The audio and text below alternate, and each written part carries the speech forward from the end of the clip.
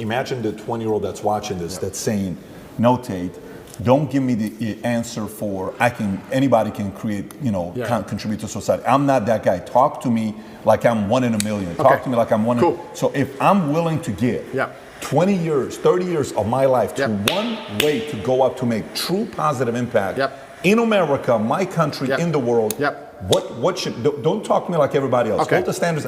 What should I do? What angle should I do? Okay, so first things first, you need to be worthy of respect. And you're going to be worthy of respect through having things which are difficult to acquire. So first things first, the basic things, you need to be very focused on trying to make money because people listen to you when you have money.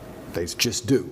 Secondly, you need to be in fantastic physical condition because when you're in fantastic physical condition, it cannot be bought. It must be earned. And people know that.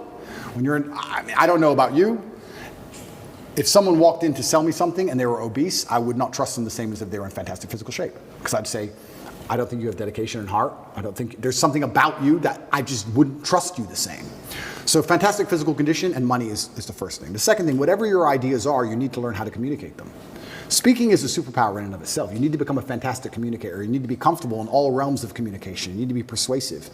You need to be comfortable arguing. You need to be good at debating. There's a lot of people out there in the world who have ideas that they can't even project into somebody else's mind. How are you going to rule the world with that? How are you going to get your ideas out there and make an influence if you can't make other people understand exactly what you think? That's the first thing. Second thing, once they understand exactly what you think, you need to make them agree with what you think. These are two different skills. Must be practiced and must be learned.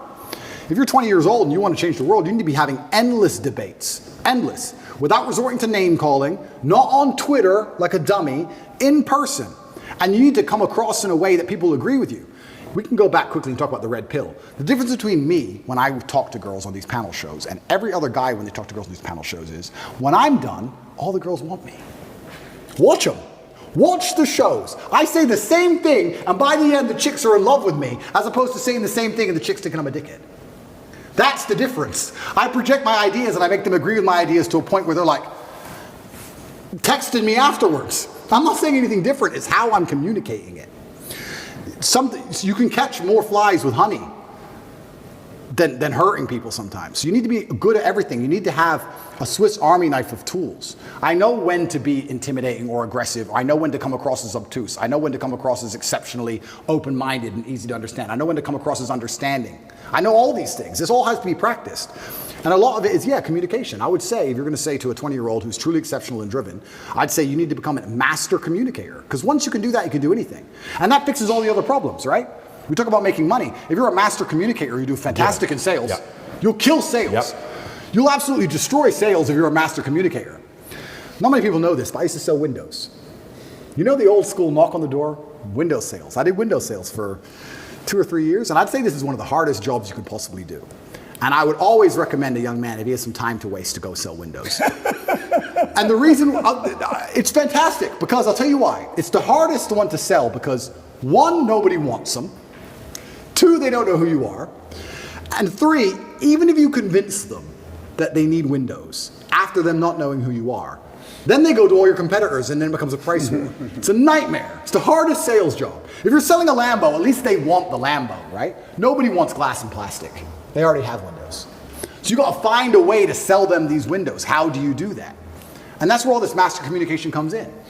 And it's so many subtle little things. Being a good salesman is not necessarily being a liar. It's not being a trickster. It's just understanding what's going to make the person believe and understand what you say. If I walked in and said, would you like new windows? And they essentially said, no, we don't need new windows. Our windows look fine. I would say, but what about the security aspect? While looking at their 3-year-old child. And they'd sit there and go, what do you mean security aspect? And then I talk about how we had the lock 5000, and their locks are easy to break, as if glass isn't glass, it's all the same anyway. And you'd end up selling the windows. You have to find the triggers in people. There's another thing people don't understand about me and my message. Sometimes I sit here and I say things that piss people off because that's how you trigger people to make action.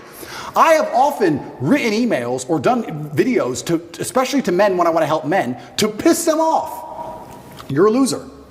You're a dumbass. Andrew, why do you mean? Because you're not going to go to the gym unless I tell you you're a fucking loser. And you are a loser, and I'm not lying to you. You are a loser.